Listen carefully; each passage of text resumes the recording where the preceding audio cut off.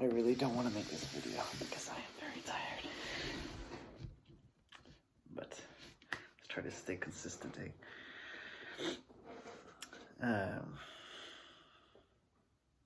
what happened today? I don't even remember.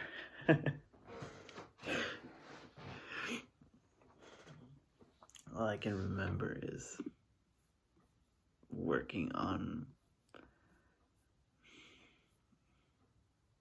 rewording the Stoic Enchiridion. I think that's how you say it.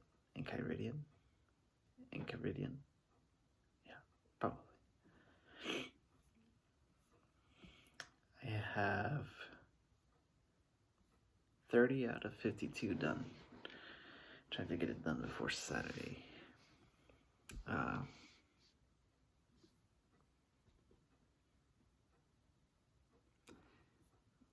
Like I've always known for a long time what Stoicism was kind of about. I know that it's a discipline of recognizing reality and behaving in a manner of your own choosing. Having self-control because of how you think. And a list of rules to follow to be able to see things clearly as they are. Like I'm familiar with some stuff, like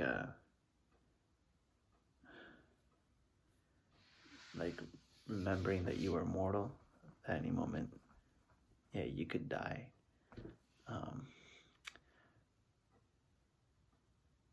And also only focusing on what you can directly control, and to not let yourself be tossed around by how other people talk to you, but rather let yourself feel only what you want to feel. Like those are the kind of stuff that I already knew about Stoicism, but the more that I reword all these rules, the more I'm discovering that there's what I thought were my ideas are actually extremely Stoic.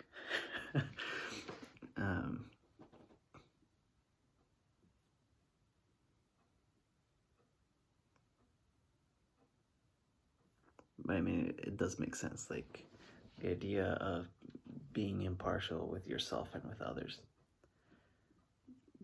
Basically, anything that happens to someone else, you're able to look at it objectively. If one of their loved ones died, you can easily say that death is a part of life and truly believe it. If someone that you love dies, then you must be able to say death is a part of life just as easily and believe it just as easily as you did with someone else. The same way you are impartial to other people's subjective experience, you too must be impartial to your own subjective experience if you truly want to be pragmatic.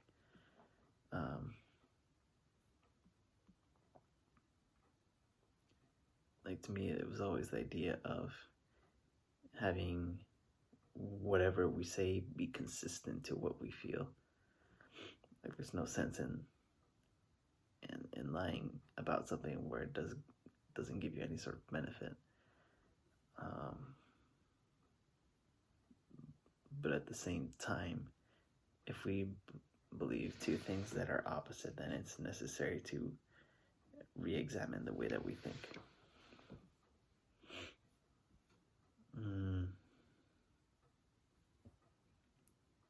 Something else is that consider what is and what could be before taking any action. There's always something that comes first, and the rest of the steps happen because of it. If you consider how something is right now and what could happen from it, then you'll have enough clarity to make a better decision on what action to take. If you don't consider them, then you'll be very vulnerable to misfortune. I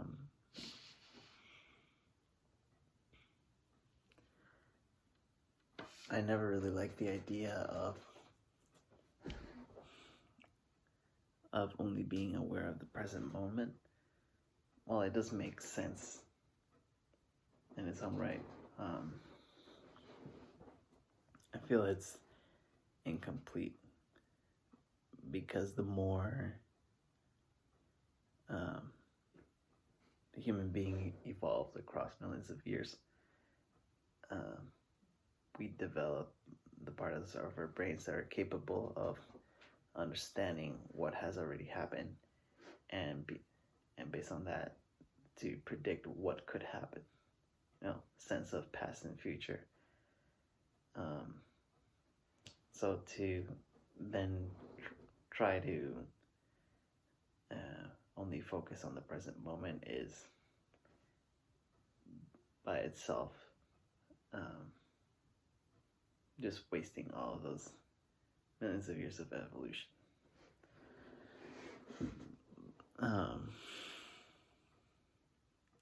Of course, the only thing that you can act on is in the present moment.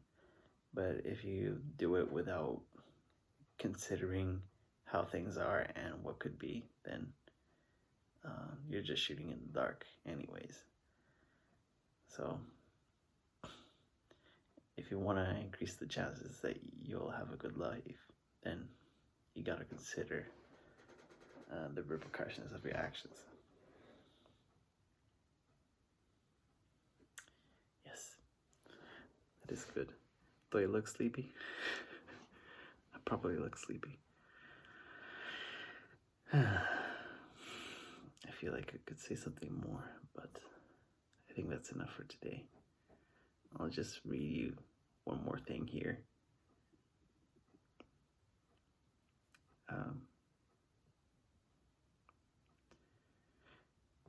Rule number 22, stick to your path.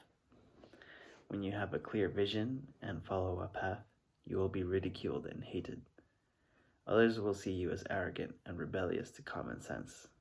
But if you continue on your path long enough, then people will come to admire you instead. I feel like this particular rule is especially tough for the younger that you are, because people expect you to be rebellious, and because of that, they don't think much of what you say to be true or not.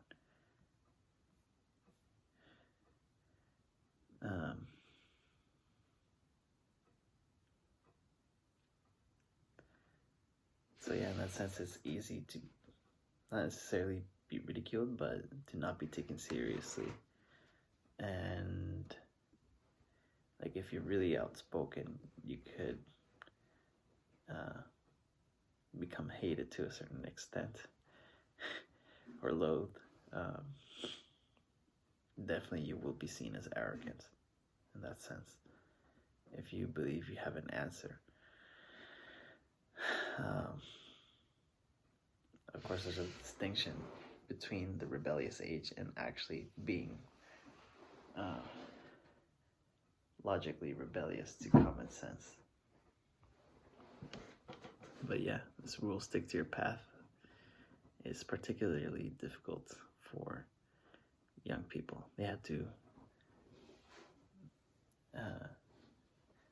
face not only people trying to stay in the comfort zone, but also against people who will not take them seriously for their age. So keep powering through, because that's inevitable when you're young. I've always felt this. You probably have too, if you're a thinking person who cares about how to do things and not simply live. If you care about how to do things, then just stick to your path, bro. Consider everything that everyone says, but ultimately make it your own decision. That's as much as anyone can do at any age. So, I think that is it. I'm going to sleep. If you're watching this late, you should go to sleep too. Stop scrolling on YouTube or other social medias. So, bye-bye. Toodaloo, and see you later.